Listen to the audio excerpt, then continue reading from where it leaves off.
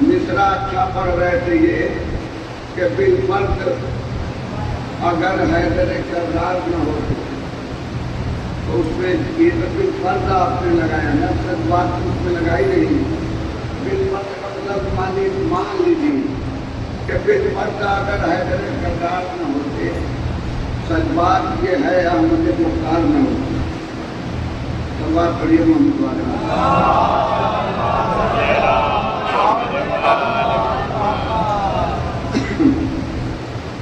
बात या तो मैंने बनवाई ये था, मगर एक बार फिर सहमत करें आप हजरात, पूरे हम लोग की तिलावत फरमा कर थोड़ा अदालत के सबक खांसी उसी आ रही थी। खाने से पहले डॉक्टर ऊपर में दिखाया, हमने इतनी महंगी दवा लिख दिया, हमने दिन दवा खाई। सलमान पड़ी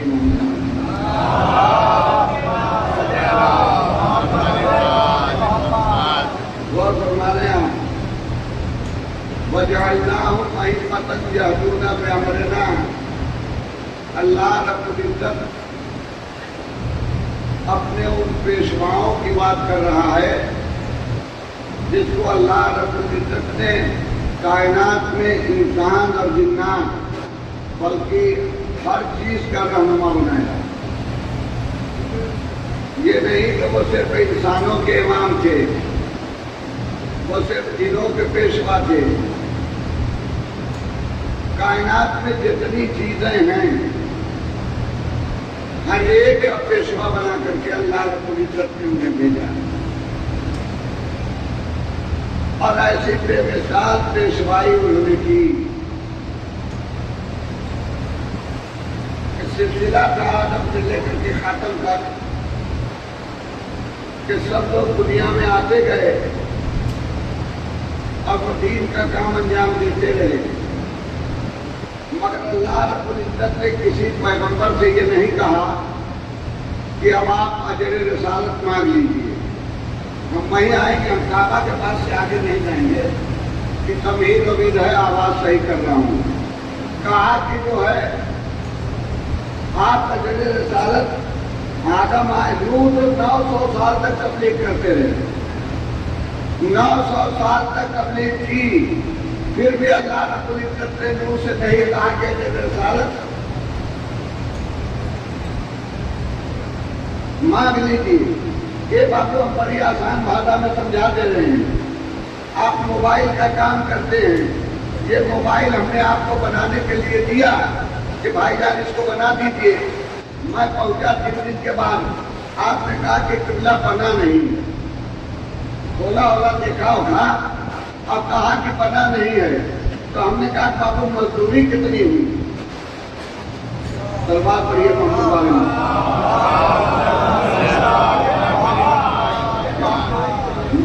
तो कहा बच्चा समझदार था, कहा मौलाना साहब जब आपका काम ही कंप्लीट नहीं हुआ तो मुझे मजदूरी मांगने का हक ही हासिल नहीं है। इसी तरीके से अल्लाह ने 1,24,000 अंबिया इस कायनात में तबलीग दीन के लिए भेजे, मगर चूंकि दीन कंप्लीट नहीं हुआ इसलिए किसी अंबिया को हक हासिल नहीं हुआ कि वो अपनी मजदूरी मांग ले। जब सरकार दो आलम खतरी मरतबत ताजदार मदीना तशरीफ ले आए और अली की विलायत का ऐलान किया, दीन कंप्लीट हो गया, तब पैगंबर को हुक्म हुआ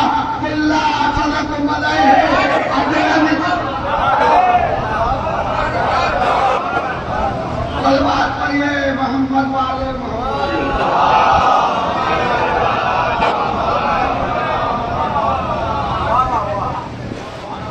ये बात तो अफवाह होते तो सबको पहचानते कि कौन अमीर है और कौन गरीब है।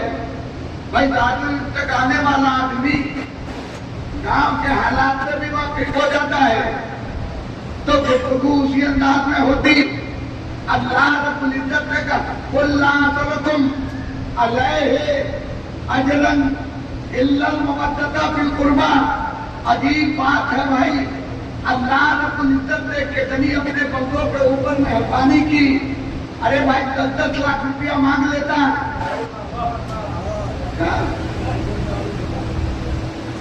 छोटे हाजी दे देते। बात करिए मोहम्मद वाले और उनके कारोबार में बरकत और सभी लोग ज्यादा फरमाए। एक दो नाम बता रहा हूँ मसलन, ताकि आपके चेहरे पर मुस्कुराहट आ जाए। हाजी अनवर देते थे, हमारे सदर साहब देते थे, फलान साहब देते थे, अब्बास बाबू देते थे। आज जब मेरे पास आते तो कहते हुजूर हदिया ही के तरह मिलता है कि मैं अच्छा बात करिए मोहम्मद वाले मोहम्मद। जुमला समाज फरमाइएगा। मैं अभी आपकी लाइन पर आता हूँ। क्या अगर अल्लाह रब्बुल इज्जत दरो जवाहरात का मुतालबा करता तो बहुत सारे अफराद दुनिया में अल्लाह रब्बुल इज्जत के सामने माजरत करते, एक पालने वाले हम गरीब दुखिया हैं, झोपड़ी में रहने वाले हम कहां से 10-20 लाख रुपया लाएं कि अजर रसालत अदा करें।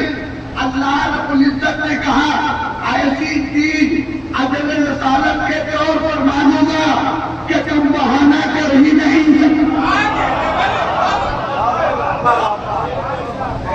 ऐसी चीज अजर रसालत के तौर पर मांगूंगा कि कोई आदमी बहाना कर ही नहीं सकता।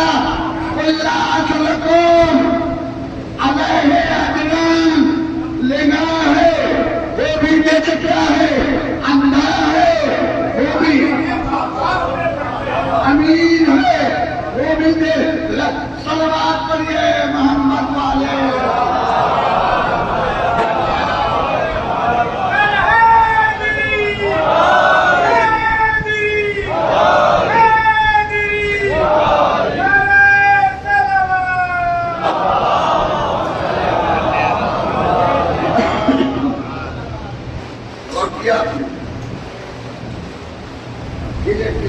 मंजिल पर आ जाऊं। अब ये मोबाइल बाबू तो बना नहीं पाए, एक दूसरे के पास ले गया, उन्होंने बना दिया। बन गया तब पूछा कि भैया कितना हुआ? कहा कि 900 रुपया। कितना हुआ? मैंने कहा कल आऊंगा दे दूंगा। जैसे आप लोग किसी से शीशा खरीद लेते हैं और फिर बर्बाद करी मोहम्मद वाले पता लगा लेते हैं बहुत सारी बातों का। क्या सलवात करिए मोहम्मद वाले मोहम्मद। गौर किया आपने? तो आपके मोबाइल बन गया, तब कहा बाबू कल आऊंगा तो दे दूंगा। नीयत तो मेरी खराब थी, अब उधर की गली ही मैंने जाना छोड़ दिया। अब नमाज पर नमाज, नमाज पर नमाज, नमाज पर। अब जरा गौर से सुनिएगा, अब शरीयत की बात बता रहा हूँ। ये मोबाइल मैंने अपने जेब में रख लिया।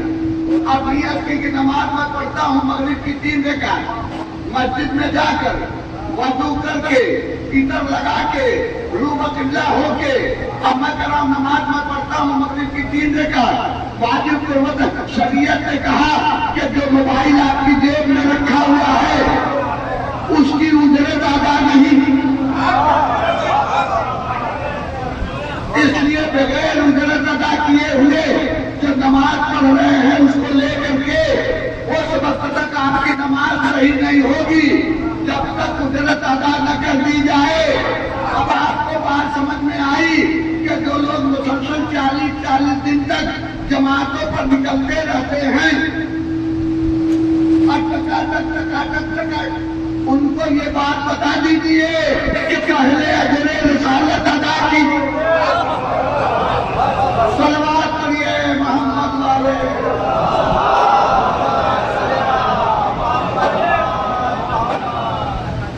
पाक खाओ पाक कमाओ, पाक खाओ। हाँ खुलू मेरे तैयबात कुरान करा पाक खाओ। और दुआ बताई गई कि अल्लाहुम्मा रज़ुक़नी हलालन तय्यबन वासिअन बगैर तकलीफ व बगैर रद्दिन। दुआ का तरीका देखिए मोहम्मद वाले मोहम्मद ने कितना बेहतरीन बताया है। एक मांगने वाले हमें रिज़्क़ दे हलालन, सिर्फ हलाल की बात नहीं की, आगे बढ़ के फिर कई जबन कह दिया हलाल होना और है, पाको पाकीदा होना और फरमाने हलाल होना और है, पाको पाकीदा होना और है। तो अब आइए बदल करके वही मैं आ गया कि खाओ तो पाक खाओ, खाओ कुरान चला, खाओ तो पाक खाओ।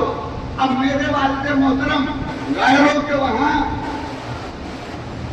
नहीं खाते थे, कहते थे कि ये नतीज हैं, इनसे जितनी चीजें टच हो जाएंगी वो सब शरीयत ने बताया कि इन्नमल मुशरिकूना नजसुन, क्या बताया?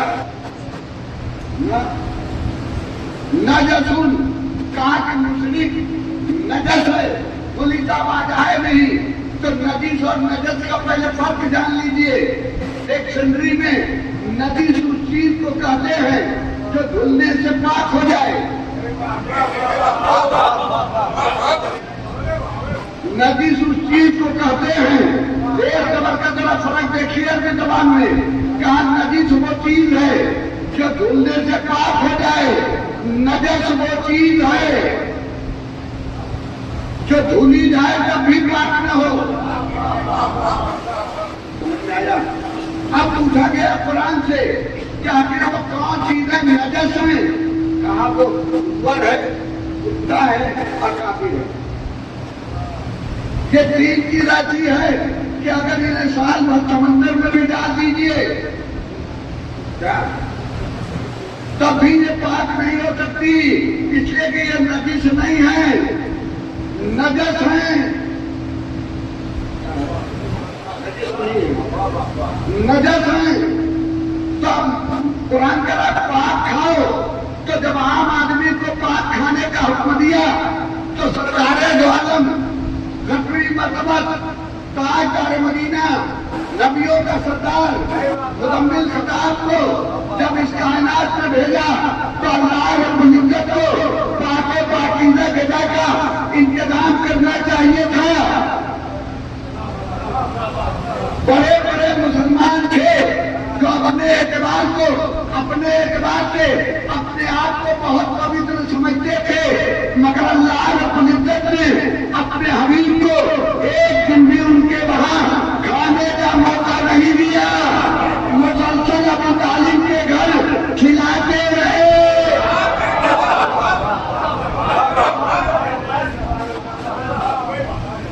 एक मानने वाले तूने तो बताया कि मुशरिक नजीस होता है, कहा कि इसीलिए तो मैं मुसलसल अपने हबीब को उन्हीं के घर खिलाता रहा ताकि दुनिया जान जाए अगर ये मुशरिक होते तो पैगंबर इनके घर का पकवान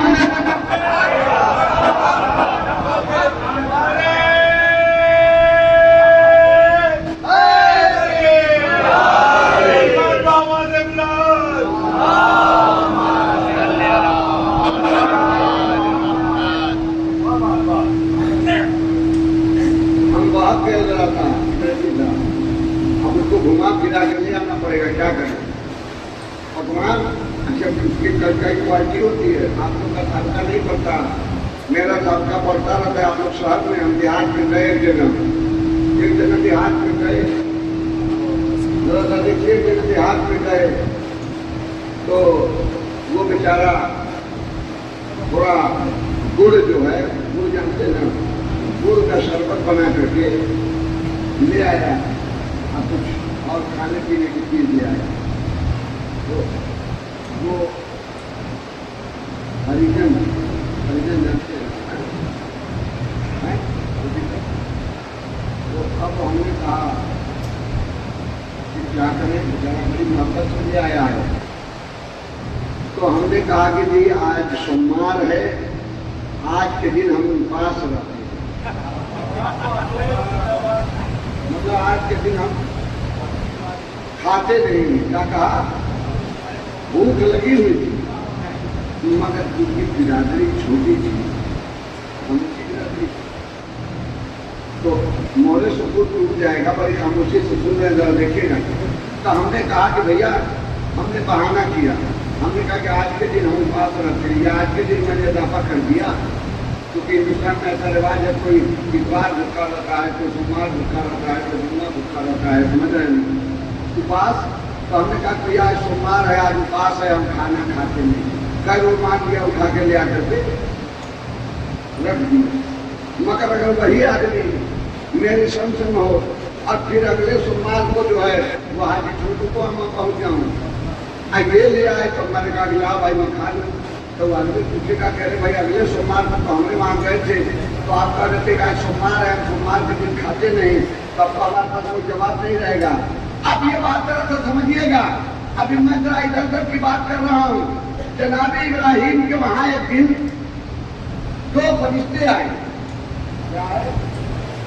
दो फरिश्ते आए, हाँ मामूली आदमी थे, ये छोटी बात के नहीं थे, जरा सा मामले को समझिएगा, फिर भी समझना पड़ेगा, बहुत ऊंचे के मुकाबले में छोटे ही थे। तो दो फरिश्ते आए, तो जब दो फरिश्ते आए उनका कोई मेहमान आ गए, एक बकरा पाला तो उन्होंने दबा कर दिया। अच्छा मेहमान भी बेचारा आदमी था, बकरा दबा हो गया तो नहीं कहा कि हम खाएंगे नहीं, बीवी ने पका दिया, खुरमा बना दिया, तब भी ये नहीं कहे कि हम नहीं खाएंगे। जब वो ला के परोस दिए, दस्तरखान सजा दिया गया, तब ये दोनों मेहमान बोले कि इब्राहिम हम तो खाना खाते ही नहीं।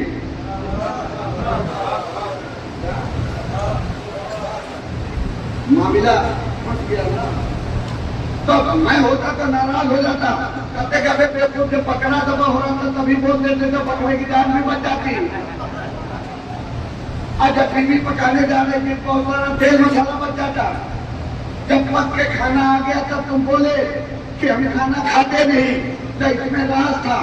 इब्राहिम की मेजबानी को आश्कारा करना था कि ये इतने बड़े मेजबान थे कि मेहमान की आमद पर पका हुआ बकरा दबा कर दिया। मगर वो बहाना बना के तो चले गए कि हम खाते नहीं। जब वो चले गए तब ये सोचने पर मजबूर हुए कि मैं यार ये कौन बिरादरी के थे, कहाँ के थे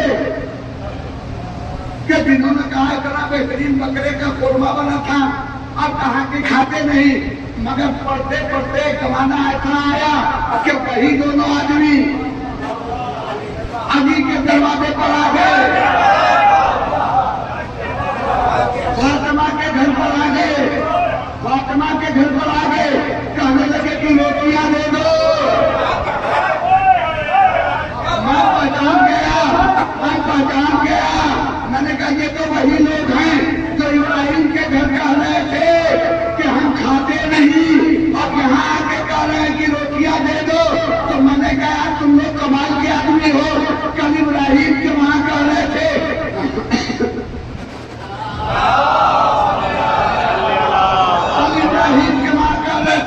हम खाते नहीं, और आज फातिमा के दरवाजे पर आके कह रहे हो रोटियां दे दो। बात समझ में नहीं आती। कहने लगे हम ऊंचे बिरादरी के हैं, सबके घर खाना सलवार पढ़िए मोहम्मद वाले।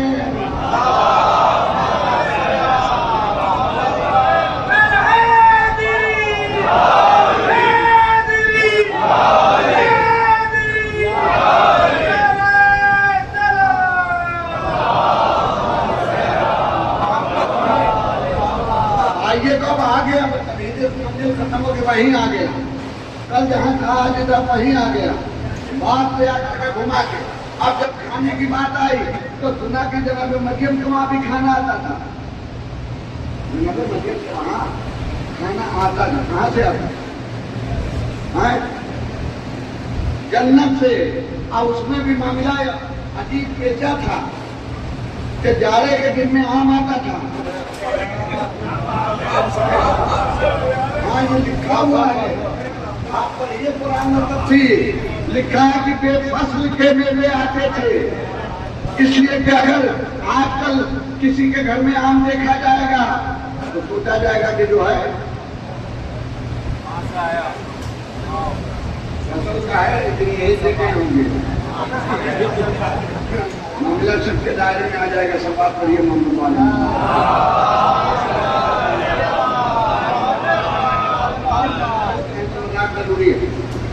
अल्लाह रब्बुल इज्जत जानता था कि ईरान में बेफसल के मेवे भेज देता था। और जब जनाब ज़करिया आते थे तो यही पूछते थे कि ये तुम्हारे पास बेफसल के मेवे कहाँ थे?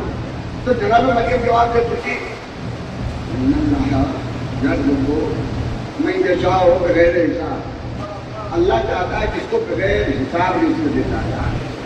मगर मरियम आ गया ना, मरियम और फातिमा बिन्त असद में फर्क था। मरियम और फातिमा बिन्त असद में फर्क था।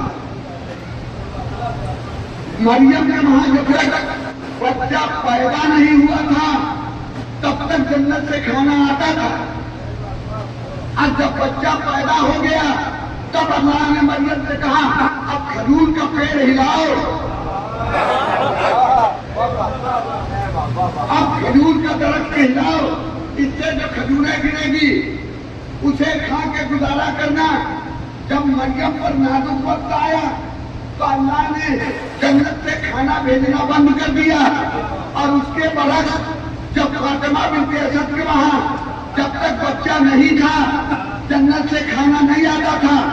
जब बच्चा आ गया 13 रजब सन 30 को जब काबे में बच्चा आ गया, जब बच्चा नहीं था तो खाने जन्नत नहीं आते थे। जब बच्चा आ गया तब अब खाने जन्नत आने लगे। अब दोनों को नजर में रखिएगा, मरियम के वहां जब बच्चा नहीं था तो खाने जन्नत आते थे। जहां जब बच्चा आ गया तो खाने, अब बताइए ये खाने जन्नत आते क्यों थे? ये रात समझिए किस चीज के एवज में आते थे? इबादत की एवज में आते थे। इबादत के एवज में आते थे। मरियम के वहां जब बच्चा नहीं था तो मरियम हर वक्त इबादत करती रहती थी, हर वक्त तिलावत करती रहती थी, हर वक्त नमाज पढ़ती रहती थी, हर वक्त इबादत करती रहती थी, खाने जन्नत आते रहते थे। मगर जब बच्चा आ गया तो बच्चे की देखरेख में लग गई तो अल्लाह ने कहा, बच्चे की देखरेख में लग गई तो अल्लाह ने कहा अब तुम इबादत से गाफिल हो गई, लिहाजा खाने जन्नत बंद, अब खजूर का पेड़ हिलाओ। अब इसके बरक्स देखिए, जब काबे में फातिमा बिन्त असद के वहां बच्चा आ गया तब खाने जन्नत आते थे। अब मैंने बताया इबादत के एवज में आते थे। जब तक बच्चा नहीं था तो खाने जन्नत नहीं आते थे। जब बच्चा आ गया तब खाने जन्नत आते थे। कारण ये था कि ईसा का चेहरा देखना इबादत नहीं था, अली का चेहरा देखना इबादत था। माँ चेहरे को देखती रहती थी, खाने जन्नत।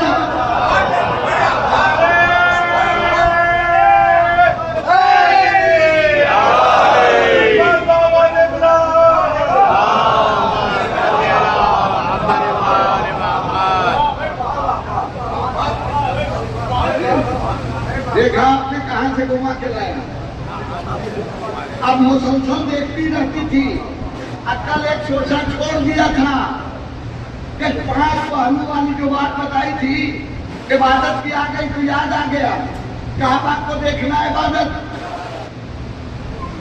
नबी का चेहरा देखना इबादत, अली का चेहरा इबादत, माँ का चेहरा देखना इबादत, बाप का चेहरा। अब कोई नौजवान ये लड़का न समझे कि अम्मा को घूर के देखोगे तब भी इबादत हो। और बात तो ये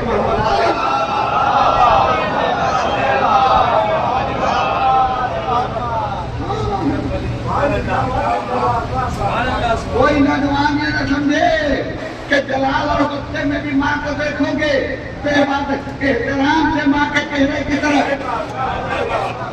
एहतराम से माँ के चेहरे की तरफ देखना इबादत। तो शायद कल ये पहलू रह गया था कि अब मैं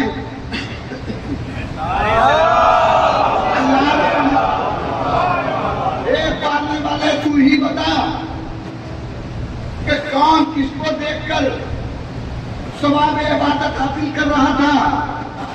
तो कल बताया था ना कि नबी अली को देख रहे थे, एक हला सवाब इबादत, अली नबी को देख रहे थे, एक हला सवाब इबादत। अब ये जो माँ बाप थे जो एक ही साथ नबी को भी देख रहे थे और अली को भी देख रहे थे, तो दोहरी इबादत कर रहे थे।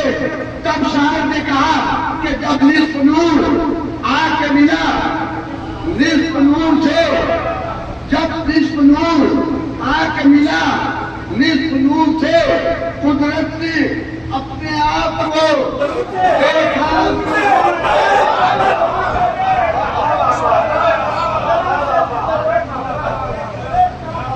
जब निस्फ नूर आके मिला, निस्फ नूर से कुदरत ने अपने आप को देखा।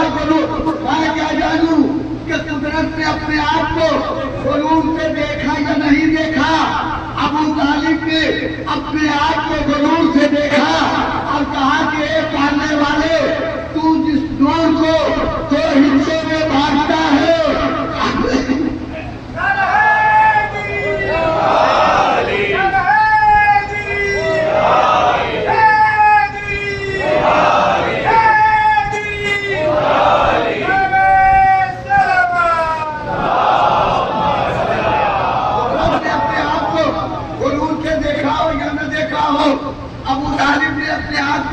से देखा और कहा कि खुदा, तू जिस नूर को दो हिस्सों में बांटता है, अबू तालिब उसे काबे में एक जगह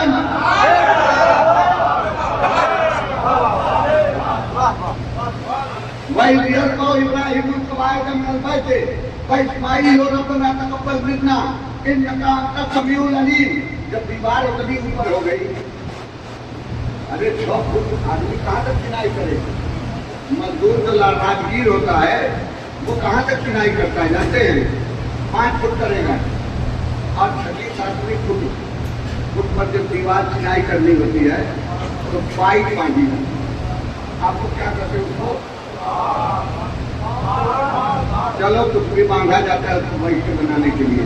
अपनी जबान आपसे अच्छी पाइप बांधी जाती है। हाँ, पाइप 5 लगा के काम दिया जाता है, फिर मिस्त्री ऊपर बैठ जाता है। अब मिस्त्री ऊपर बैठ जाता है और जो लेबर होता है अब वो नीचे से उसको मिट्टी सीमेंट देता रहता है और वो आगे का काम यही ऊपर का काम करता है। अब किताब का नाम नोट कीजिए, अल जामिउल लतीफ, अरबी ज़बान की किताब अल जामिउल लतीफ भी बनाए मक्का व बैतुल्लाह शरीफ का राइटर लिखता है कि जब काबा बनाया जा रहा था, दीवार ऊंची हो गई, तो इब्राहिम ने अपने बेटे इस्माइल से कहा कि बेटा अब पाइप बांध लिया। और जमाने में कोई पत्रा उतरा किराए से तो मिलता नहीं था, दिल्ली आते अरे आर्डर आ गया, तो कहा कि तब क्या करें? तो कहा कि अच्छा बहुत मुश्किल किसी तरीके से वो बनाया और उस पर हो गई जनाब इब्राहिम। 13 साल के थे जनाब इस्माइल, 13 साल के थे जब काबा बनाया जा रहा था। तो कहा कि बेटा अब तुम हमको नीचे से गारा वाला मिट्टी दो। तो जनाब इब्राहिम जब मांगे कि इस साइज का पत्थर दो, तो जनाब इब्राहिम ने दिया, तो दिया तो छोटे, अब पाइप बन गई उनकी, पाइप उनकी ये छोटे। अब वो जो है वो ये उठा रहे हैं, वो हाथ नीचे कर रहे हैं और वो मतलब मुलाकात नहीं होती, मुलाकात नहीं हो रही। तब जनाब इब्राहिम ने जनाब इस्माइल से कहा ऐसा करो कि अपने पैर के नीचे एक पत्थर रख लो और पत्थर करके तब मुझे दो।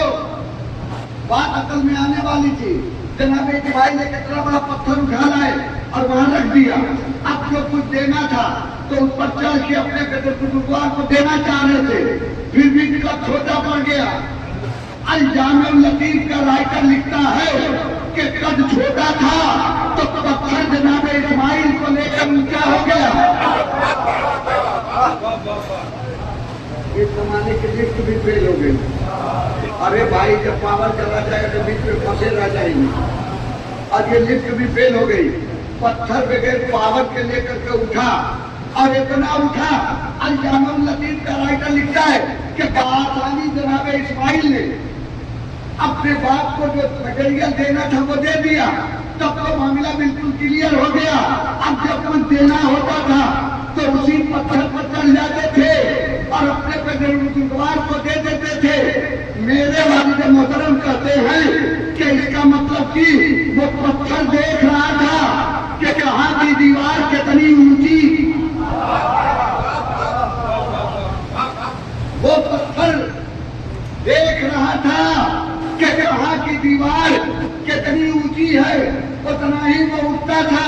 अब वालिद मोहतरम कहते हैं कि अब कोई आदमी दीवारे काबा के शक होने में शुबहा न करे। अब कोई आदमी दीवारे काबा के शक होने में शुबहा न करे, इसलिए कि जितने पत्थर दीवार में लगाए गए थे सब पत्थरों में आग थी। वो दीवारें देख रही थी, कौन औरत बारिश लेके आ रही है, कौन बगैर बारिश। बर्बाद करिए मोहम्मद वाले।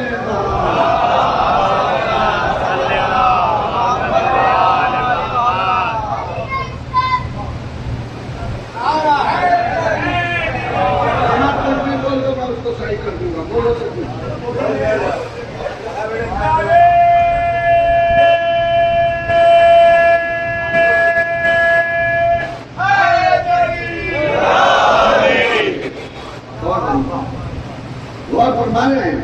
अब ये नारे हकीम लगा दिया तो वहीं से मोड़ देता हूँ, इसलिए बात बची ही क्या है। अब ये लोग लेके घर चले गए।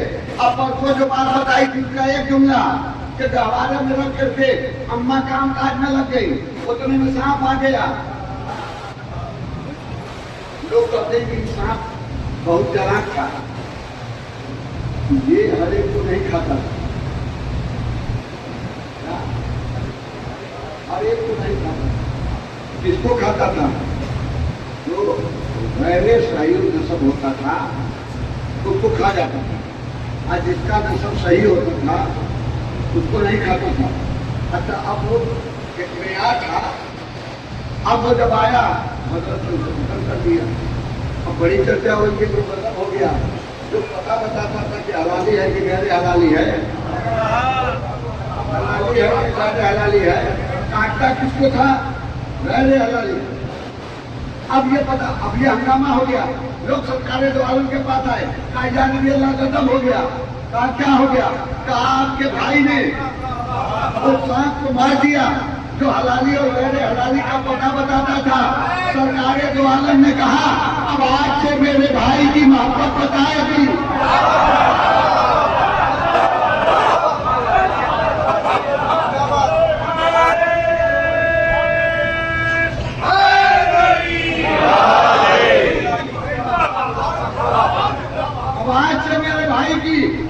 मोहब्बत बताएगी।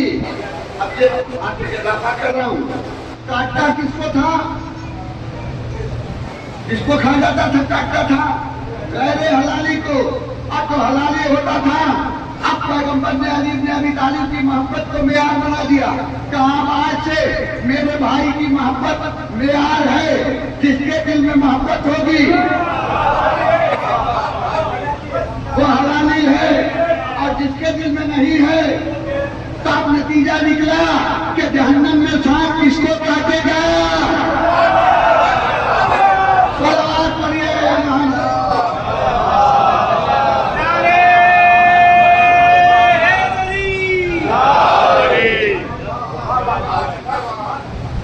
अब मामला गजब हो गया। आ गया मैं अपने सीता पीछे।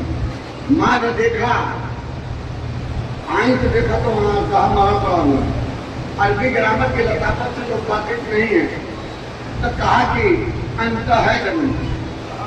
क्या कहा? है जरूर। अब शेर के अरबी को उठाइए, आप ऊपर ऊपर कर लीजिए। शेर के अरबी जबान में बहुत माने हैं, यानी बहुत अल्फाज हैं।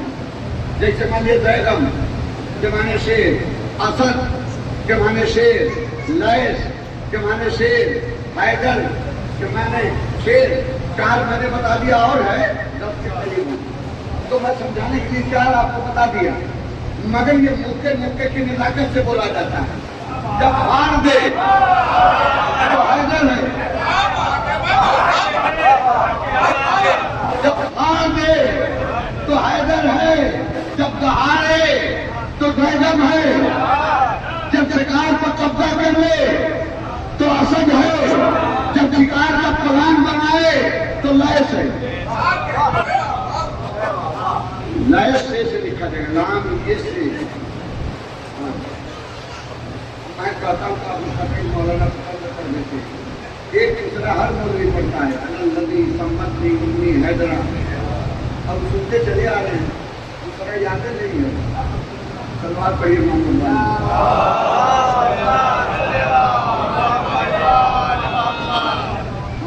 दूसरा जो है एक दूसरे मुकम्मल होगा नहीं, उसका कोई दूसरा मिसरा होगा जो हजरत अली को दोहराया होगा।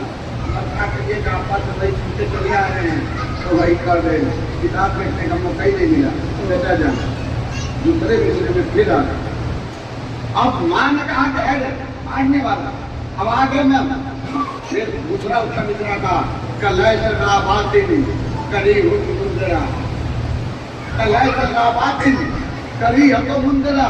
हजरत फरमाया अल्लाही सम्मति उम्मी हैदरा, कलय बातें करी हो मुंदरा। कहा कि मैं अनल्लदी मेरी मां ने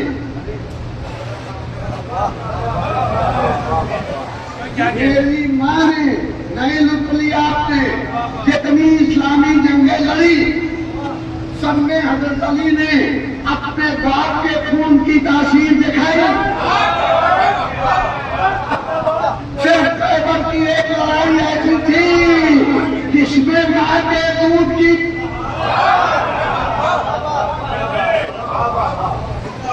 आप भी बेकार भाई अपनी भाषा में बोल देते हैं कभी कभी। जब जवान भिड़ जाते हैं तो हम लोग अपने काम में कहते हैं तुम्हारी अम्मा ने दूध नहीं पिलाया है, हमारी माँ ने भी, मतलब यानी हम तुमसे टकरा सकते हैं। अनल्लज़ी बात आपसे जब माँ की आ जाती है ना तो बात से तगड़ी लड़ाई होती है। समझा रहा हूँ, बिल्कुल हकीकत समझा रहा हूँ। जब बात माँ की आ जाती है तो बाप के सिलसिले को से तेवर बहुत ज्यादा सख्त हो जाते हैं। उसने तो डराने के लिए सोचा कि शायद ये नौजवान उसको जानता नहीं है और चला आया मरने के लिए। जैसे किसी गुंडे को आप जानते थे कि यही दिल्ली का बहुत मशहूर गुंडा है तो आप उससे उलझ जाएंगे, मगर आज तुम बता देना वो साधन लोगों तो यही मुख्तार अंसारी है। बहुआ सलवार पढ़िए मोहम्मद वाला। तो जब तक आप जानते नहीं थे तब तक डरे नहीं, जब जाएंगे तो डर जाएंगे। बिल्कुल यही वजह थी कि उन्होंने बताना चाहा हजरत अली को कि शायद ये नौजवान जानता नहीं है कि मैं कौन हूँ, मैं कौन हूँ। तो जैसे ईरान कहता है ना कि उसी की भाषा में जवाब दिया जाएगा। ये हजरत अली से सीखा है, कहा तुम्हारी ही भाषा में जवाब दूंगा। कहा अनल्लज़ी सम्मति उम्मी हैदरा, मेरी मां ने मेरा नाम हैदर रखा है। और सिर्फ यही नहीं, अब तेरी मां ने तुझसे जो बताया है वो भी मैं जानता।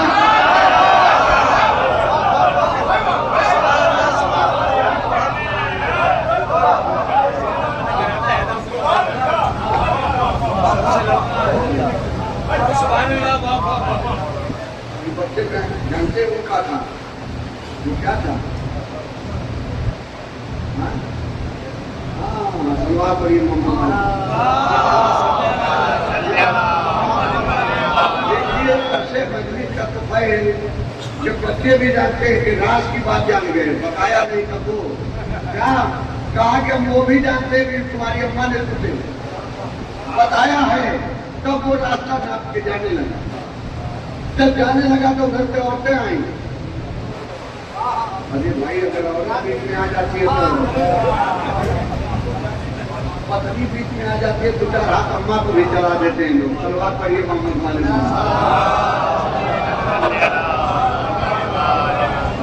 ऐसे ही करते हैं। हमारे तबलीग का अंदाज यही है।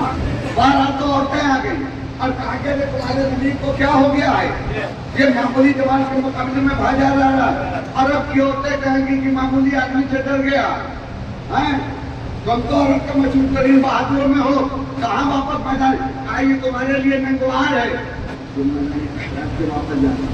बात औरतों की थी, पता नहीं औरत थी कि शैतान था, सवाल पर ये मोहम्मद वाले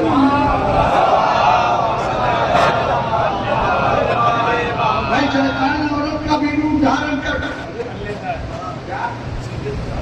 शैतान औरत का भी रूप धारण कर सकता है। कहा वरगलाया, मौत उसे मैदान कारदार में ले आई, और जब मौत मैदान कारदार में ले आई, मामला ये ठीक था, भैया मैं आगे बढ़ गया, दिन की बात में सफर तो नहीं करूँगा, लोग तो नहीं आएगा। लोग कहते हैं कि 40 दिन तक चलने, क्या कसम खुदा के लिए देखने के बाद दीजिएगा, पूछिए मुझे बात बताइए कितने की चली। अब बड़े बड़ा तगड़ा झगड़ा मुकाबला हुआ भाई नहीं, मान लिया हम आप लड़ाई लड़े, 2 दिन फाइट हुआ हम लोग अंदर में, ना आपको कुछ लगी नहीं, मुझको कुछ न लगी, ये कुछ फाइट 40 दिन तक ये जंग चली। अल्लामा शबीर नुमानी तारीखुल खुलफा में लिखते हैं कि एक दिन हज़रत उमर फारूक भी मैदान कारदार में लड़ने के लिए, तो हमने अल्लामा शबीर नुमानी को पूछा कि उस दिन इन्होंने घर के कितने लोगों को मारा, इधर के कितने लोगों को मारा। कहा न कोई उधर का मारा न कोई इधर का मारा। तो हमने कहा कुछ इनको चोट लगी, अब तुम उधर के लोगों को, यानी कुछ उधर के जख्मी हुए, कुछ इधर के जख्मी हुए। कहा न कोई उधर का जख्मी हुआ और न कोई, गौर से सुनिएगा, न उधर का कोई जख्मी हुआ न इधर का। मैं काफी प्रतिशत तैयार कर लामा शबीर नुमानी कह रहे 40 दिन तक इतने बड़े साहबी लड़ते रहे, न उधर का कोई जख्मी हुआ। मैं अपनी कापी में नोट पर लिखूँ क्या, इसके आगे कोई नुकता बैठ ही नहीं रहा है। अचानक हमारी ससुराल जहाँ है, गाँव से 7 किलोमीटर पश्चिम, उस गांव का नाम है पूरा मालूम, वहाँ पहलवानों की कुश्ती होती है। अब 5-5 रुपये टिकट था, गर्मी का दिन था, हम तो पहलवान की कुश्ती देखने गए, मगर उसने जो सबसे बड़ी जोड़ी थी 70-80 किलो वाली, वो था कि कुश्ती बाद में टिकट था कितना, 5 रुपये, खामोश नहीं रह पाइए, मैंने बनाया है टिकट, 5-5 रुपये टिकट था। पहले ये छोटे मोटे लड़े, चौकैया पकैया, 3-4 बजे बड़े पहलवान को भाग जाता था। तो रेफरी ने कहा कि 10 मिनट का टाइम इनको दिया जाए। क्या 10 मिनट लड़ाया, हम लोग पंखे के पास खड़े हो जाते थे, वो लड़ जाता था, फिर 10 मिनट टाइम खत्म हो।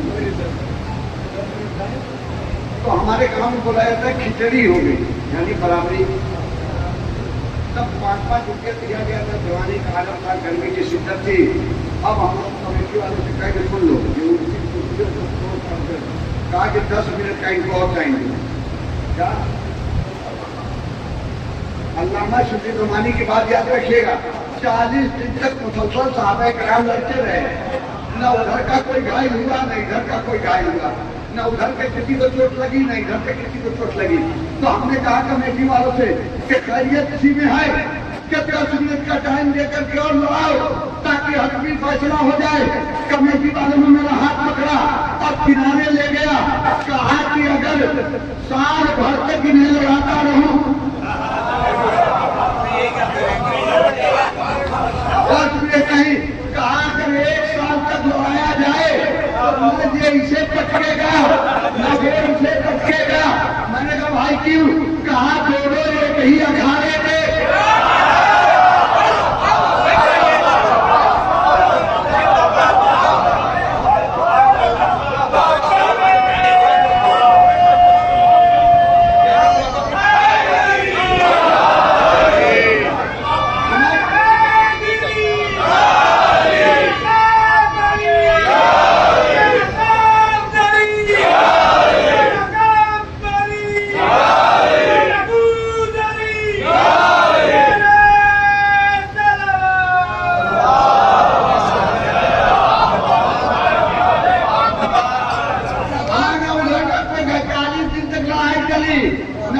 कोई घायल हुआ नहीं, इधर का कोई तक चोट लगी नहीं। तब मैंने अपने कापी पर नोट बनाया और लिख दिया दोनों एक ही अखाड़े के आपस में तय था, अगर हम आ भी जाए न तुम हमें मारोगे न हम।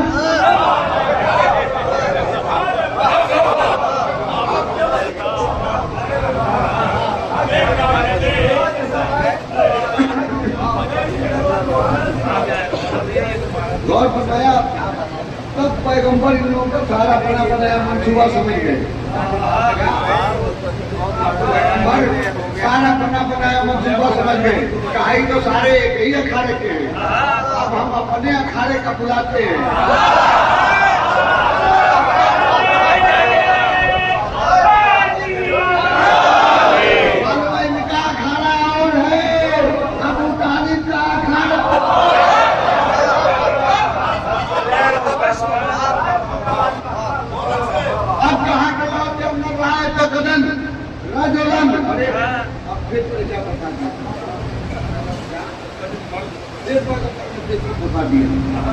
कहा कि कल मैं उसे आलम दूंगा जो मर्द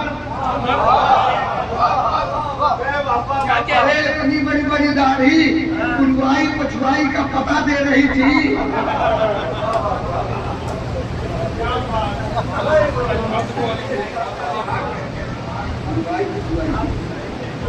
आवाज अब चलती है, पुलवाई पछुआई की हवा देने वाले लोग मौजूद थे और आप कहें कल मैं उसे आलम दूंगा जो मर्द होगा। इतनी बड़ी बड़ी दाढ़ी वाले भी क्या ये मर्द ने क्या ये मर्द नहीं है? तो जुमला बता दूं, औरतों की निगाहों में मर्द होना और बात है।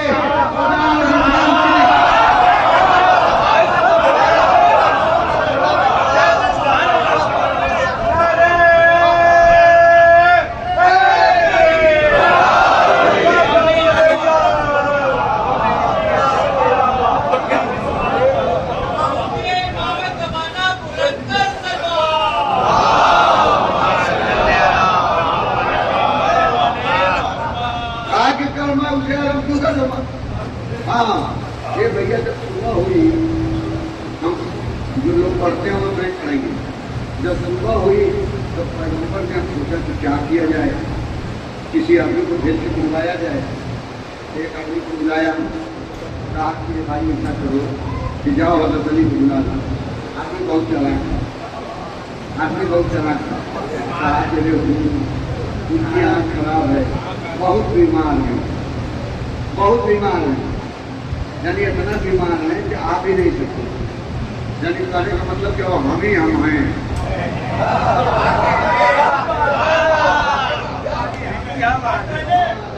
और कीजिएगा इतना बीमार हैं कि आ भी नहीं सकते। कई लोग तो सोचा कि अब हम ही हम हैं।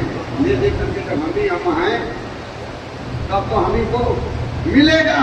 जब पैगंबर ने देखा कि ये बुलाने जाने पर राजी नहीं है, अगर ये बुलाने जाएंगे भी तो कहीं घर रह जाएंगे।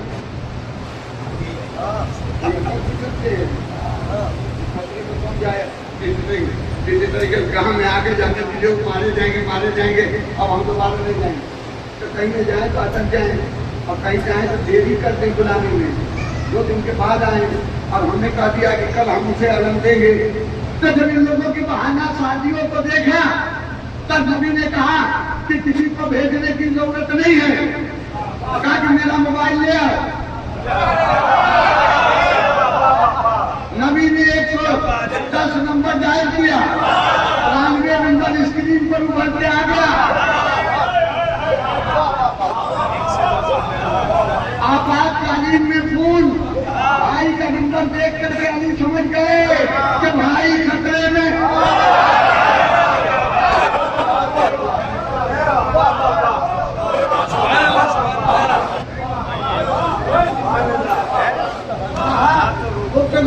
कहा कि सरकार खाली आंख झपकाइए।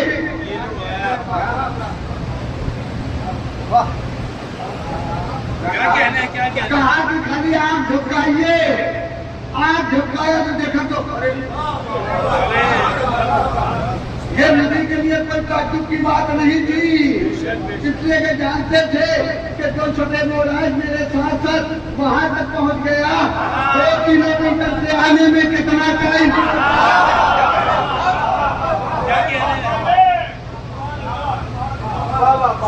आवाज झपकाया, ये भैया जब आंख झपकाया तो देखा ताकि बैठे हैं मगर आंख घुसे हुए, आंख बंद किए हुए। तो नबी ने पूछा कि यही आंख क्यों बंद कर रहे हैं? तो कहा कि नबी अल्लाह आसूबे चश्मे मुब्तला हूँ। तो भैया जरा हमारा अंदाजे बयान कीजिएगा तभी हमको याद कीजिएगा। हम छोटे छोटे डॉक्टरों हैं तो प्रैक्टिस करते हैं, कुछ दवाएं तजुर्बे में रहती हैं तो बार बार वही मरीज को रिपीट की जाती है, तो दवाएं तजुर्बे में आ जाती है तो बार बार वही। तब पैगम्बर ने मुआवजे जानना है भाई, दूध निकाला, इतना ऊंचा आप लोग बना देते हैं, दूध निकाला और आँख में लगा दिया। अच्छा पूछा नबी ने, कहा कि नबी आपको आँख नहीं दुख रही है? क्या तजर्बा हुआ? इसका मतलब कि अगर नबी अपना जो आपके रहने फूक लगा दे तो दर्द फौरन गायब हो जाता है। जैसे मैंने कहा कि जब डॉक्टर तजुर्बा कर लेता है कि यही दवा अच्छी है तो बार बार वही एंटीबायोटिक सब मरीज को दिया जाता है कि भाई मास्टर बढ़िया है और अच्छी कंपनी की है, वो मार्क्स नीचे में चलाया जाए।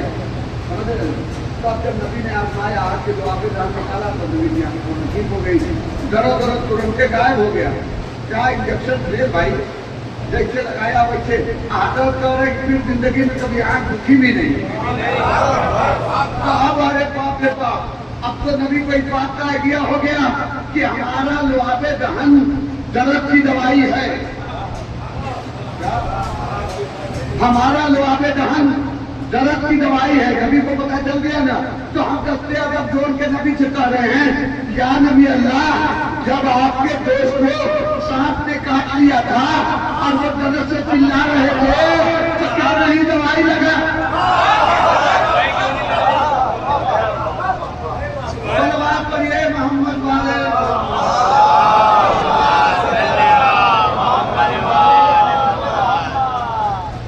नहीं लगा दिया भाई, तो वो बात कहा गया लगा दिया फट से। अब मामला जरा देखिएगा जल्दी देखा तो बच्चे क्या अब जब हलम देने की बात आई, सुबह सादिक का वक्त था, नबी ये सादिक अपने कैमे से गामजन थे, आस्था में मशरिक अपने मसले से शुरू होने के लिए तैयार था।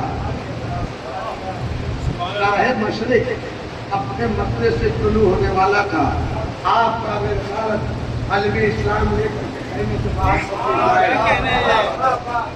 अलमे इस्लाम लेकर के बाहर तशरीफ ले आए और उसके बाद जो है मजबे पर इधर उधर नजर चल रहे हैं तो लोग अल्लाह शरीफ नमाज में लिख रहे हैं, पंजे के पल खड़े होते ताकि उनका चेहरा हम देख लें, ताकि लोग भाई तुम्हें ले लें। पंजे के पल खड़े हो गए, अब पंजे के पल खड़े हो गए, मगर नहीं, 3 बार झटका दिया नहीं, जैसे ऐसे करते जब तक हम ऐसे करते क्या बात, मगर जो है अली ने अभी तालिब को अपने करीब बुलाया और में इस्लाम में नायब करते हुए एक मुकम्मल हदीस इरशाद फरमाई।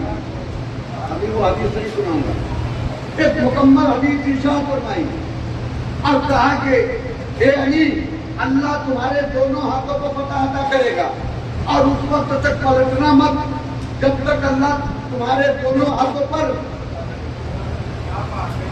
फतह अता।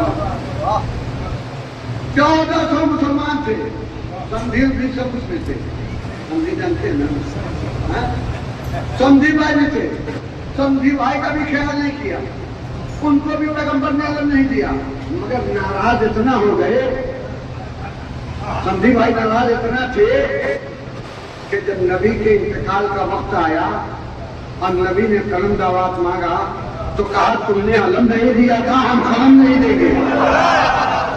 भाई सलवात पढ़िए मोहम्मद वाले।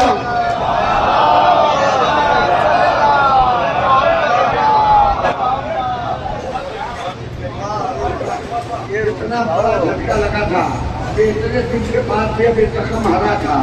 कहा आपने अलम नहीं दिया था, हम कलम नहीं देंगे। कहा कि लौ के अंदर आया था गदर रजुलन कर्रारन गैरा फर्रारिन युहिब्बुल्लाह व रसूलहु व युहिब्बुहुल्लाह व रसूलहु व लन यरजा हत्ता यल्क़ाहुल्लाह व ला यदय। उल्टी सीधी नहीं पढ़ रहा हूँ, बड़ी ऊंची ऊंची बात उसने कही। कल उसे अलम दूंगा जो मर्दे मैदान होगा, कल उसे अलम दूंगा जो बर्बर के हमला करने वाला होगा, कल उसे अलम दूंगा जो गहरे फरार होगा, कल उसे अलम दूंगा जो पलटे ही का नहीं जब तक अल्लाह उसके दोनों हाथों को पता न दे दे। कल मैं उसे अलम दूंगा, कल मैं उसे अलम दूंगा जो बर्बाद करके हमला करने वाला दे दिया। अब जरा सा फाइन की बात सुनेगा, दोनों हाथों को पकड़ता करेगा, बस यही खत्म हो जाएगा, दोनों हाथों को पकड़ता। अब पैगंबर ने गड़बड़ कर क्या कर दिया, कहा कि दोनों हाथों को पकड़ता करेगा। अब जब हजरत एक हाथ में हजरत को अलम दे दिया, तो जब एक हाथ में अलम दे दिया तब पैगंबर को कहना चाहिए था कि अल्लाह इनके एक हाथ में पकड़ता करेगा। पाइन जरा सोचिएगा, इस गुफ्तगू को गौर से सुनिएगा। अल्लाह उसके एक हाथ में कॉलम दे दिया, अब एक हाथ एक ही तो बचा जाता। तब पैगंबर को कहना चाहिए था अल्लाह इसके एक हाथ पर फतह अता करेगा। नहीं, अल्लाह ने कहा, पैगंबर ने कहा दोनों हाथों, यानी अल्लाह आपने तो इनके एक हाथ में अलम लेकर के एक हाथ को क्या करते हैं, गिरी करते हैं, एक हाथ गिरी हो गया, अब एक ही बचा है। अब हाथ को कहना चाहिए था एक हाथ को फतह अता करेगा। ये अलम लेके आधी दूर हजरत अली चले तो हजरत को याद आया कि यार नबी ने कहा है दोनों हाथों पर फतह अता करेगा। क्या कहते हैं, अरे एक हाथ में तो नबी ने अलम दे दिया है, तो क्या किया जाए, कहा कि नहीं अलम को रोक दिया जाए, अब चल के युद्ध लड़ी जाए। तब फिर जब रखने जा रहे थे तो जो 1400 उधर खड़े थे तो चौथी माना हजरत अली ने देख लिया, कहा जो अगर हम यहाँ रख के चले जाते हैं तो ये कम वक्त लेके भाग जाएंगे।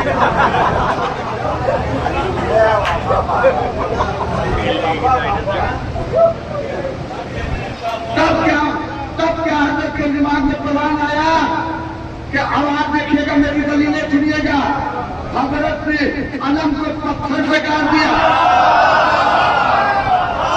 दलील में भी सुनिएगा। अरे भाई जब नर्म जमीन थी तो नर्म जमीन पे गाड़ते, जब पत्थर पे काहे पे गाड़ा? मेरे मौला, जब नर्म जमीन मौजूद थी तो पत्थर पे काहे पे गाड़ा? कहा पत्थर पर न गाड़ता तो ये लेके भागता थे। शिवली नोमानी लिखता कि इन्हीं के हाथों में अलम लेकर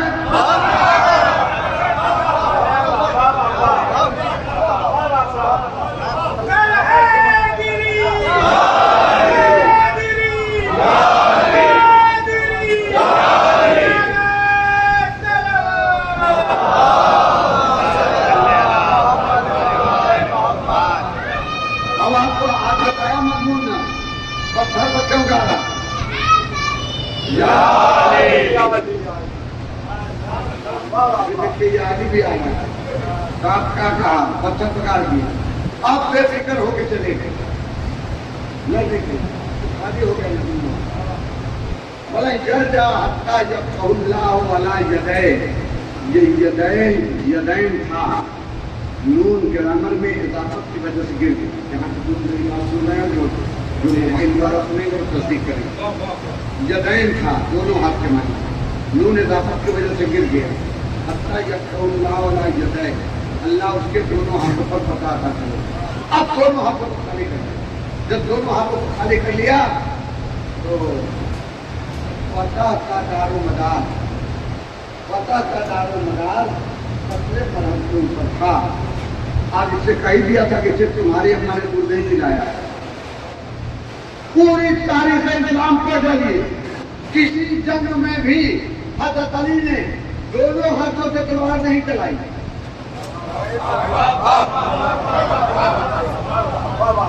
क्योंकि इतने बहादुर थे कि दो हाथ से तलवार चलाने की, मगर क्योंकि नबी ने कह दिया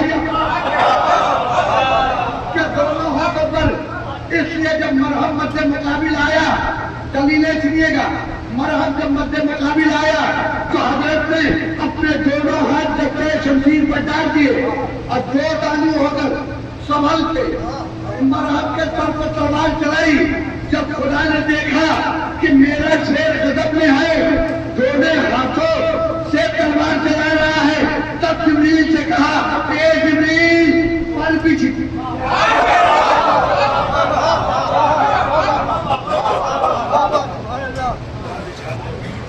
एक हाथ से चलाते थे तो पर बिछाने को नहीं कहा, मामला एक हाथ का था, मामला समझ जाता था, मगर दोनों हाथ लगा दिया। जब तलवार दस्ते शमशीर पर दोनों हाथ डाल दिया तब कुदरत जल्दी से कहा कि जिब्रील मेरा शेर गजब में है, और माँ के दुख की बात आ गई है। दोनों हाथ डाल दिया है दस्ते शमशीर पर, जल्दी जाओ और संभालिएगा, जल्दी जाओ और अपना पर बिछा दो। नौजवान चक्कर चक्कर देख रहे हैं, वो समझे कि स्टील का पर था, तो नीचे लगा दिया तो हजरत अली की तलवार जाकर खा।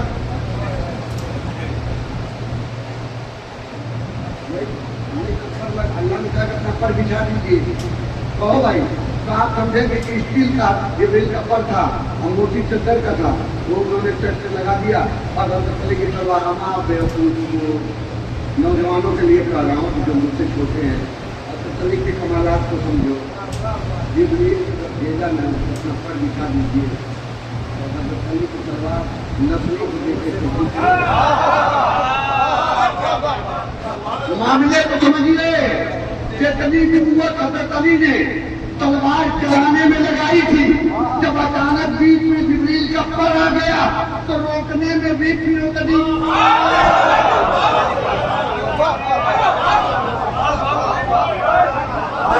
अगर पर कर जाते तो इसमत दागदार हो जाती। ये बात समझिएगा कि जिब्रील का पर स्टील का था। जब जिब्रील का पर आया तो हजरत ने तत्काल जिस्म की कुव्वत को समेटा और उसके बढ़ते हुए दौर को रोक लिया। क्या बात है। उसके बावजूद भी जिब्रील ने मुंह बिगाड़ लिए। कह रहे हैं कि जिस दिन मैं लूट के शहर को उठा के ले गया, लूट का पूरा शहर ही उठा ले गया, कहा कि जिस दिन मैं लूट के शहर को उठा के ले गया था आसमान की बढ़ती तक, तो मेरे बाजुओं ने जितना बार महसूस नहीं किया था, खाली हजरत अली की तलवार बस कर गई। मोहम्मद वाले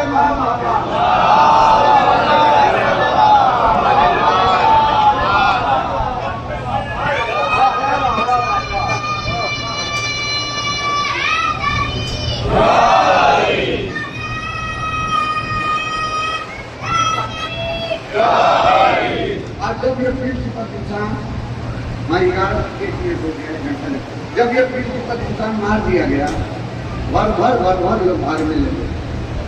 किले खमूस में, किले खमूस के अंदर जो बहुत बड़ा दरवाजा था, लोग करें 70 मन का था, इसलिए था विकास अथॉरिटी के खोलने के पास की बात अपने मिल के खोलते थे क्या, मगर अब हजरत विद्वान खंडक पे थी, ये लोग बताते नहीं है।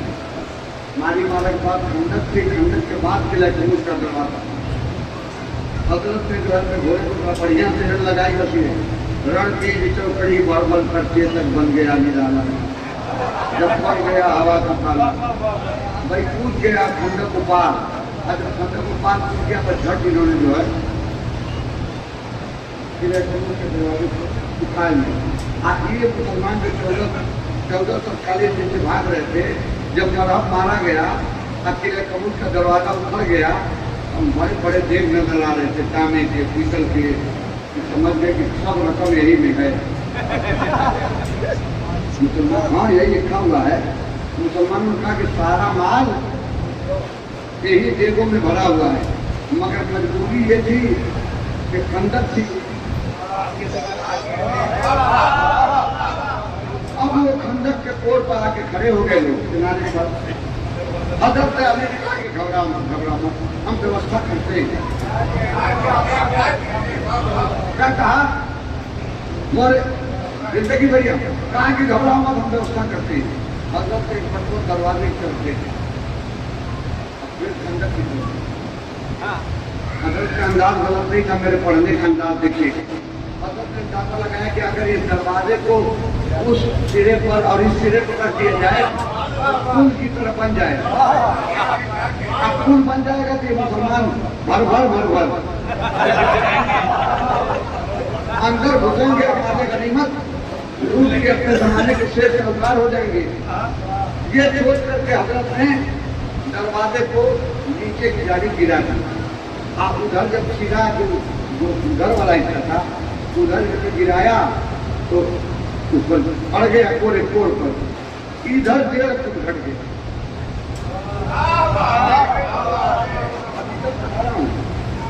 अंदाज अभी तक उसकी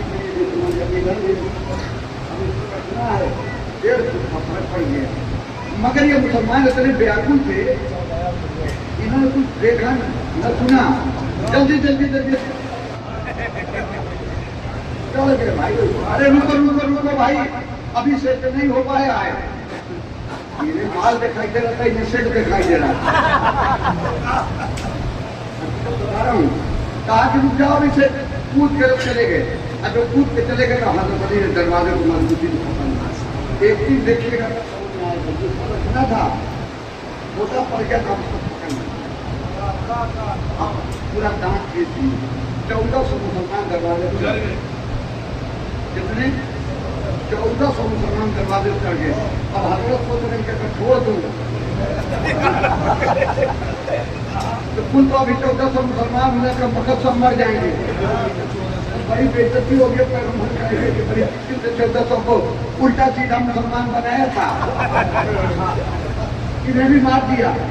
का बड़ी मजबूती, मगर समझाते रहे कि भैया ऊपर आओ, थोड़ा सा सफर करो, भी हम व्यवस्था कर देंगे, तो लूट लेना।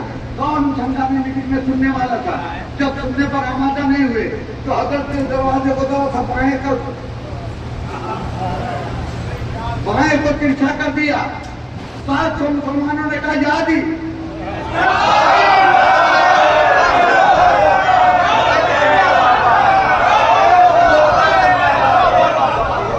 जल्दी से बाएं पर रख दिया, जल्दी से बाएं से इधर तिरछा कर दिया।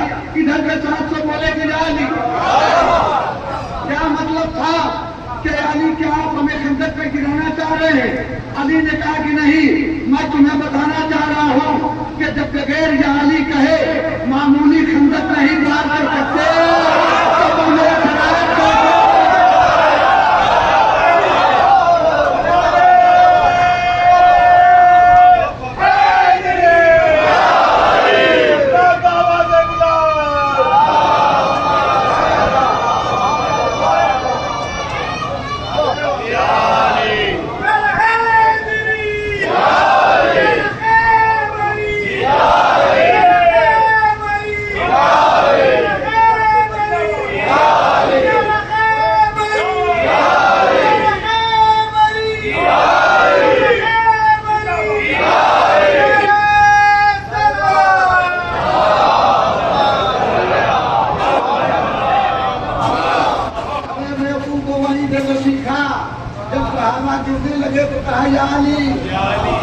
की सुन्नत पर तो अमल करते हैं, गिरते करते हैं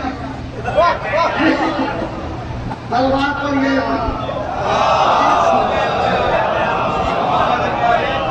हम कहें तो बिदात हो जाए और सहाबा कहें कि सुन्नत हो जाए।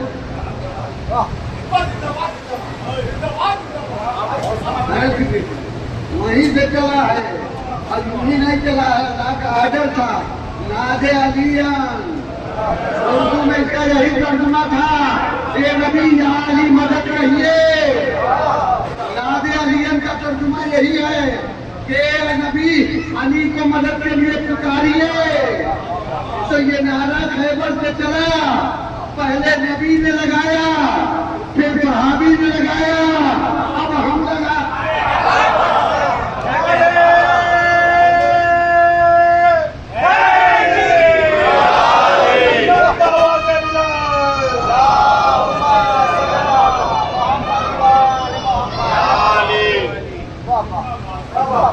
सारा का सारा मटेरियल बच्चा का बचा रहा है। कौन मेहनत तो नहीं करनी। 5-6 महीने जो है 5-6 जिंदा रखिए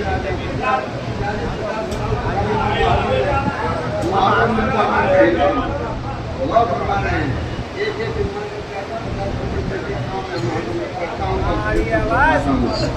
एक आने लगती है अल्लाह अपने सबसे आपको दुआ कीजिए कि बड़ा बड़ा सही सलामत रहे, ताकि दुश्मनाने अली इब्न अबी तालिब को जो है उनका हक पहुँचाते रहे।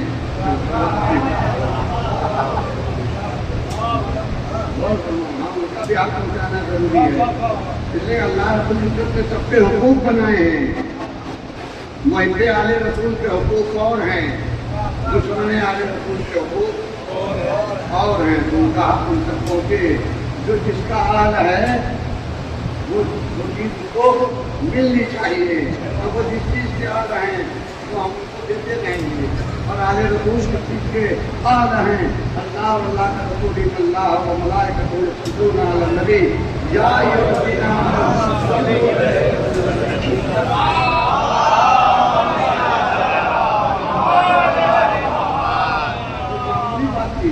यही बात तो इमाम हुसैन इस्लाम ने करबला के मैदान में पूछा था, तुम मेरे जान के दुश्मन क्यों बने हुए हो? जवाब जानते हैं क्या था? लेबूब दे अभी उर्दू में उसका आपके बाप की दुश्मनी की वजह। हुसैन गुनहगार नहीं थे। हुसैन ने किसी का कुछ बिगाड़ा नहीं था। जब पूछा तो जवाब मिला कि लेबूब दे अभी आपके जवाब की दुश्मनी की बुनियाद पर आपको खत्म किया। बताइए इमाम आले मकाम करबला के मैदान में कितने बेकस थे कि बेजुर्म खता नवाज रसूल को इतनी बेदर्दी से शहीद कर दिया था। अब सिर्फ इनको नहीं, इनका शहीद हो जाना इनके लिए बहुत दर्द और कर्म की बात नहीं थी। दर्द और कर्म की बात तो तब थी कि इनकी निगाहों के सामने बराबर के भाई करियल जमान नतीजे मारे जा रहे। ये मर जाने से ज्यादा नाजुक जनाब अब्बास का मारा जाना इमाम आले मकाम के लिए कोई मामूली तकलीफ की बात नहीं थी। इतने सारे लाशें मक्कल से उठा लाए हुसैन, मगर कभी हुसैन ने नहीं कहा मेरी कमर टूट गई।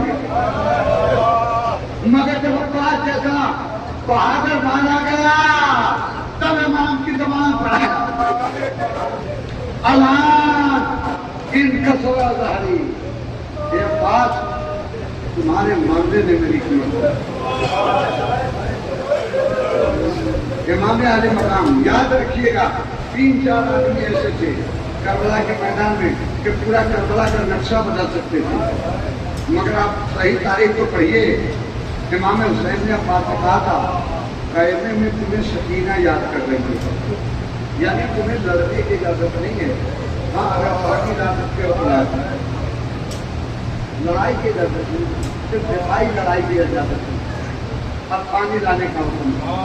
मगर खुदा की कसम अब्बास जब कहने में पहुंचे थे आप भी होते तो मर जाते। सकीना बैठी थी और आस पास में छोटे छोटे बच्चे घेरे हुए थे और हर बच्चा सकीना से कह रहा था कि बहन सकीना चचा अब्बास को बुला लीजिए और बुला के पानी बना दीजिए। मैंने सोचा ये बच्चे सकीना से क्यों कर रहे हैं? बच्चों को भी मालूम था कि अब्बास सकीना से इतनी मोहब्बत करते हैं कि अगर सकीना कह देगी तो चचा अब्बास कहीं न कहीं से पानी का इंतजाम कर। जनाब अब्बास समझकर सकीना हाथों में लिया, खैमे का रुख किया था, जवाब दे देती है गुनाह करते करते। खैमे का रुख किया, दुश्मनों ने बहुत रोकने की कोशिश की, मगर अब्बास ने अपने घोड़े को खुराक में डाल दिया, फौजों को भगा दिया, मस्जिद सकीना को भर लिया। अब जब नशेब से बुलंदी की तरफ चल रहे थे तो हमला नीचे की जानिब आसान हुआ। इस कदर तीर बरसाए गए के ऊपर चढ़ना भारी और मुहाल था। मगर अब्बास नामदार ने अपने नफ्स से खिताब किया, जान रहे या न रहे, सकीना से पानी का वादा करके आया हूँ, इसलिए किसी तरीके से पानी खरीदने तक पहुँचाऊँगा। इसलिए इसमें सिपता रहा, खून बहते रहे, साफ जख्मी होते रहे, मगर मुसलसल बुलंदी की तरफ चढ़ते थे। जो लोग करबला गए देखे उनका हाथ कहाँ काटा गया और फरात कहाँ है, इसका मतलब लड़ते लड़ते वहां तक आ गए थे मजलिस सकीना में। और जब तक हाथ सलामत थे मजलिस सकीना सलामत था। मगर लिखा है कि जब एक हाथ काटा गया, दाहिना बाजू आपका शहीद कर दिया। अब बताइए, एक मर्द मुजाहिद एक हाथ से आदमी इस्लाम के रकार को भी बचाए, तलवार भी चलाए, मशक सकीना की भी हिफाजत करे, एक नामुमकिन और मुहाल बात थी। मगर इतना रोक था कि एक हाथ कटने के बावजूद भी जनाब अब्बास इतनी देर तक जोड़ते रहे कि दूसरा बाजू करबला में देखिए काफी दूर पर आता शहीद किया, जो उनकी बहादुरी थी। अब जब दोनों बाजू काट दिए गए तब मस्जिद सकीना का तहफ़्फ़ुज़ मुहाल हो गया। लिहाजा लिखा है कि अब एक तीर आया और वो मस्जिद सकीना पर लगा। आया क्या, बहुल्ला से चलवाया गया और वो मस्जिद सकीना पर लग गया। मस्जिद का पानी बढ़ गया, अब्बास का दिल तड़प गया और अब अब्बास ने अपने नफ्स से खिताब किया, जब मस्जिद में पानी न रहा तो अब मैं खैमे में जाकर देखा करूँ। इसलिए हुसैन ने वहां से अपने घोड़े से कहा, यानी इशारा किया, एक मेरे वफादार घोड़े मुझे दोबारा फरात तक पहुंचा दे। वहां में जनाब अब्बास प्रकार का घोड़े का मुड़ना था, जिसमें शकील ने देखा कि इसके ऊपर हाथ नहीं, एक खौफ करीब आ गया और करीब से आकर आपके सरे मुबारक पर ऐसा गुर्द मारा कि अब अब्बास को थोड़ा लग गया। इमाम को आवाज दे दी, इमाम के कानों में अब्बास का आवाज पहुंचना था। इमाम ने कमर पर हाथ डाल दिया, अलानी कसरत हरी। हुसैन अब्बास के लाशे पे पहुंचा। मैं सही मसाज नहीं पढ़ सकता, सही मसाज नहीं पढ़ सकता, मेरे पास ताकत नहीं रही। अब्बास ने वसीयत कर दी, ज़ईफ़ रवायत बयान करता हूँ, आका मेरे लाशे को खैमे में ले जाइए, मैं सकीना से शर्मिंदा हूँ। जनाब इमाम आले मकाम ने हज़रत वसीयत जनाब अब्बास के लाशे को फरात के साहिब में छोड़ दिए और अलम जनाब अब्बास का अपने हाथों में लिया और लेकर के खैमे की तरफ बढ़े। वो सकीना जो मुसलसल तेरे खैमा पर खड़ी होकर के अब्बास के अलम पर निगाह लगाए हुए थी, कुछ देर के लिए जब अब्बास का अलम नजर नहीं आ रहा था तो सकीना बहुत गमज़दा थी। मगर जब दोबारा फिर अलम नजर आया तब जनाब सकीना ने बच्चों को करीब बुला लिया, आओ आओ बच्चों, अरे देखो वो पहले बेटा अब्बास का अलम नजर आ रहा है, अब बेटा पानी लेकर आ रहे हैं। बच्चों की धारत बढ़ गई, अलम करीब आता गया। आखिर एक वक्त वो आया कि अलम इतना करीब आया कि सकीना की निगाह बाप के चेहरे पर पड़ी, दौड़ कर कदमों से लिपट गई। ए बाबा, अरे बेटा पास तो कहाँ छोड़ आए, उठाए थे सकीना के सर पर दस्ते शब्द फेरी, बेटी सकीना, अरे सब्र करो, तुम्हारा फुरात के साहिल पर हमेशा हमेशा के लिए शादा कटाकर सो गया। इतना सुनना था, सकीना ने अपने आप को जमीन करबला पर गिरा दिया। आवाज़ एक